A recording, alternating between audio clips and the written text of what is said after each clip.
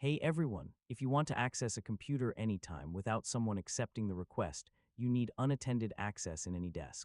In this guide, I'll show you how to enable it step by step in 2026. First, open AnyDesk and go to the Settings menu. This is where all security and access options are configured. Next, click on the Security tab.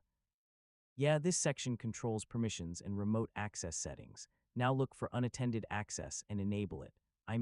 This allows you to connect without manual approval from the remote device. After enabling it, set a strong password. So this password will be required whenever you connect remotely. Make sure all security permissions are correctly configured. Incorrect settings may block remote access even if unattended mode is enabled. Next, restart AnyDesk to apply the changes. Restarting helps ensure all new settings are saved properly. Now try connecting from another device using the AnyDesk address and password. This confirms that unattended access is working correctly. Make sure the connection works without needing manual approval. This is the main purpose of unattended access. If needed, adjust additional security settings like access control or whitelist devices. So this helps improve safety while using remote access. Make sure you're using the latest version of AnyDesk.